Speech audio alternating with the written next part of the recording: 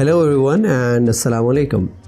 Welcome to our next lecture on software construction and development, and today we are going to talk about how design is going to affect our construction and basically what specific elements do we need to take care of while we are thinking for the design. So in earlier discussions, we talked about what preparations are necessary and what are the important decisions that have to be taken before the construction is started. And today, in this part of the video and lecture, we are going to talk about design in construction and the challenges, the key challenges or some of the challenges that we face during the design. Well, in the next part of this lecture and video, we are going to talk about key design concepts, essential and accidental difficulties, what is the role of complexity in software construction and development specifically, and what are few characteristics and levels of software design. So I hope you remember this diagram from our previous lectures. And you would also remember that we talked about coding and debugging being the major part and major player in software construction, whereas there are few other activities which somehow overlap in construction and non-construction activities where detailed design is considered to be part of construction, like integration, unit testing, construction and planning. But today we are more interested and focused on the design part. So as design or detailed design to be specific is part of software construction, or probably a partial part of software construction, so we are going to talk about design in construction. Well, to be precise, the design activities, just like the prerequisites and construction decision and planning and the software development process that we are going to adopt, definitely varies and depends upon the scale of the project and the type of the project that we are working on. But well, that was the higher level of the design, and when we talk about the lower levels of the design, we would say that it's rarely complete, and programmers, they formally or informally, they keep on working on the design part of the system. So for example, when you're writing a class interface, you would be thinking of what should be the inherited class, what should be the data members and methods of the class, and now coming on to the constructors, you decide whether I should have the overloaded constructors or not, and then you decide that what number of overloaded constructors are required. So drawing diagrams of few class relationships before coding, that is done informally, asking another programmer about best design patterns, and then of course thinking about which design pattern should be applied here. That's all part of design that we actually carry on during the development, and this is why I talked about that design is partially included in the construction boundary. So recognizing design as an explicit activity maximizes the benefit. So to summarize, we should say that the smaller projects would definitely have this part more in the construction phase, but if you're working on larger projects, a large scale or a more planned and budgeted project, then definitely the design is going to be carried as a separate activity, and we need to spend some separate resources and extra time on the design part. Now, when we know the importance of design and we know the exact placement of where the design is with reference to software construction, we should also know that there are few challenges that the design process faces. Actually, whenever we are working with software design, there are few challenges that we have to face, and we will see a complete list in the coming slide. But we should know that software design means the conception, invention, or a scheme of turning a specification into an operational software. So design is basically an activity which is going to bridge the gap between requirements and coding. So in between there, somewhere the design comes in, and definitely it is going to overlap into the requirements and into the coding and debugging part as well.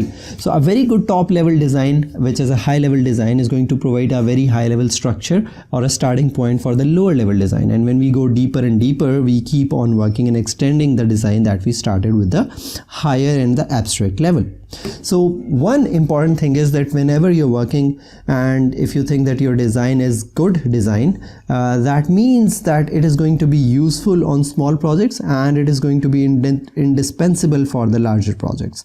So if you are working on a class diagram or on a sequence diagram and your project is relatively smaller in scale, that means that is going to be useful. But if you're working on a larger projects, so keeping in view the changes, keeping in view the needs of future, you definitely cannot discard this activity. You cannot ignore design. So you definitely need to spend more money and more time, as we talked earlier.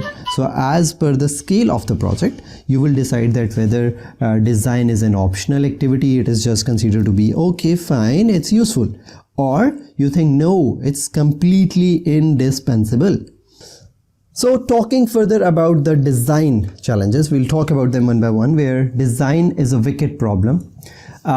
Design is considered to be wicked, and a wicked problem is a problem that is that could be clearly defined only by solving it, or by solving a part of it. So for example, you are working on some specific scenario where you really cannot reach the solution without attempting the solution. So when we attempt it, we face a failure, and then the next time we improve it and come up with a better solution, or probably the appropriate or complete solution. So we always start with a partial problem solution, and then we keep on evolving it or completing the solution. So you must solve the problem once in order to define it, and then solve it again, of course, to create the solution which actually works. So this is where we say that you would face a failure, and of course not probably a single, probably there could be a more than one failures, and after those failures you come up with a decision that okay, this is the final solution that we were talking about. One of the very common example for this wicked problem is incident which happened in 1940, for which the key points that were taken away included the solid sides of the bridge actually did not allow the wind to pass through, and as a result the bridge actually caught the wind and it swayed, and ultimately the wind took down the bridge. This problem was actually solved, or the better solutions were proposed because of this failure. And it says its failure also boosted a research in the field of bridge aerodynamics, which have influenced the designs of all the world's great long span bridges which have been built since 1940. So this is an example of a wicked problem, and before we continue, let's have a look at the video. Tacoma Bridge, Washington, opened only a few months ago, was built at a cost of over $6 million. But misfortune overtakes the great structure. These are some of the most amazing pictures ever recorded by a newsreel. The actual collapse of the world's third largest suspension bridge.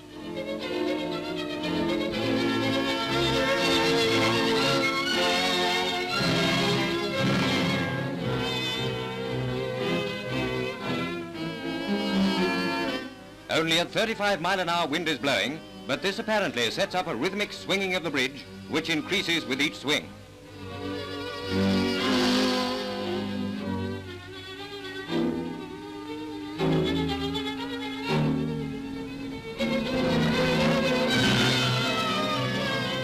Finally, the swinging road and the suspension cables give way and plunge into the water below. Fortunately, the only casualties were a car stalled on the bridge and a dog.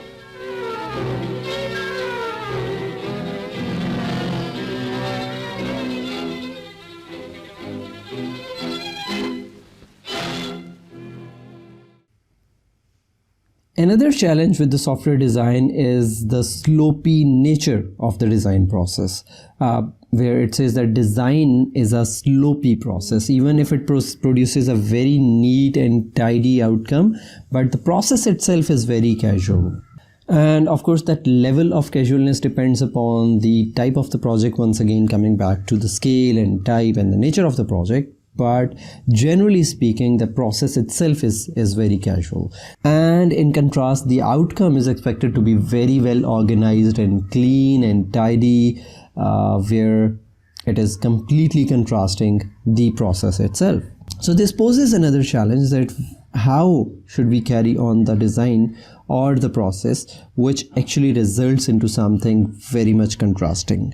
And that is because it is difficult at times to differentiate between a good solution with a subtly different or a poor solution.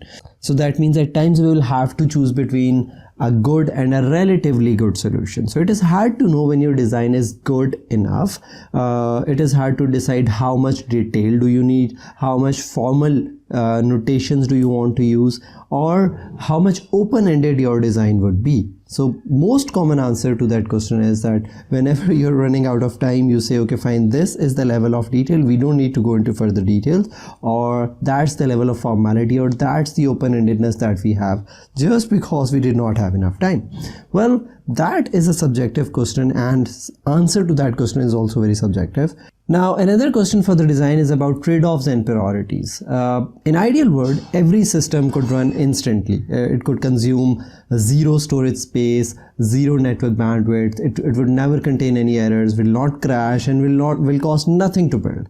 But well, we are not living in the ideal world. That's the real world. And in the real world, you always have to trade off between the design characteristics. One design characteristic or one design goal may violate or may contradict or would be a trade-off between another design goal. So if a fast response rate is more important than minimizing the development time, we would definitely be using a few number of APIs. We would be using the already built-in libraries, but then we would not be able to control the response rate. We would not be able to control the efficiency. Or for example, if minimizing development time is more important, then definitely you would ignore those artifacts. You would ignore the factors of increased response rate. Or if minimizing the development time is more important, then definitely you can compromise on the response rate. So there is always a trade-off between few design characteristics, and one design goal may contradict with the other one. And if you are achieving or opting for the first one, you might not be able to get the second one. And this leads to a fact that design always involves restrictions. And whenever there are restrictions, you definitely have some restricted possibilities. You do not have a number of possibilities, and out of those restricted choices, you have to opt for the correct or incorrect options. So for example, we might have a restriction on not to use any object-oriented design approach. And in that case, we would have some limited resources, and out of those limited resources and limited choices, we have to opt for the correct solution, and that sometimes become difficult. Well, naturally, design is also non-deterministic. Well, being non-deterministic means that there could be a number of right solutions. So this is what I was talking about earlier, that for example, if you send 3 people and ask them to design for a particular problem, or based on a particular specification you ask them to design something, all of these 3 designs will be different, and probably all of these 3 will be correct. So this is where we say that design itself is naturally non-deterministic, and this is one of the challenge. So for example, if we have these 3 solutions, which one should we pick now? There could be a complete debate sitting down and discussing the pros and cons for each of the approach and each of the solution. But again, this poses one of another challenge for the design process. And well, in addition to that, design is a heuristic process, as we discussed earlier about heuristic and algorithms and the difference between them. So design is not an algorithm which is followed step by step to achieve the solution. Whether design is a heuristic process. We have to decide, we have to follow some abstract and vague guidelines, and based on those guidelines we have to reach the solution. So instead of having some predefined steps, or instead of having some repeatable processes which guarantee the successful results, we only have some rules of thumb, we have some pointers and directions, we have few options or things that we can try out that sometimes work and sometimes they do not work. So basically it's a trial and error process. Design always involves trial and error, and out of that trial and error we sometimes get success. So a particular design for one solution would definitely not be acceptable and will not work for the other approaches or for the other problems. So we do not have any concept of a universal approach or a universal design where one single design stands for all the possible problems. We actually have no tool which is right for everything. And one last challenge for the design is that it's emergent. Well, by emergent we mean that design is continuously changing. It's continuously evolving and improving, and a tidy way of summarizing these attributes of design is to say that design is emergent. So basically it says that we have design reviews, we have some informal discussions, we have our teams coming in, we have writing, we are writing the code continuously and then adding the classes, removing the classes, changing the inheritance hierarchies. Why? Because we have just come to know that by adding this class, we might be having more dependencies, or we might be needing more generalization so that we can create another superclass. So basically it's always changing, it's always emerging. If we say that design has been finalized and we have to just replicate or translate that design into a code, then this is completely a misconception. So the moral of the story is to go through the approaches and try to overcome these challenges by working around, by keeping in view that these are the key areas while we are working in the construction, while we are working for the software construction. Because design is one of the inherent part of software construction. So in the next part, we are going to talk about the role of complexity, the characteristics and levels of software design that we should be very much concerned about while working in software construction. So we will stop here in this part, and in the next part, we are going to talk about few other key concepts which are very much important for creating a good design. Well, that includes complexity. Understanding the complexity is very much critical.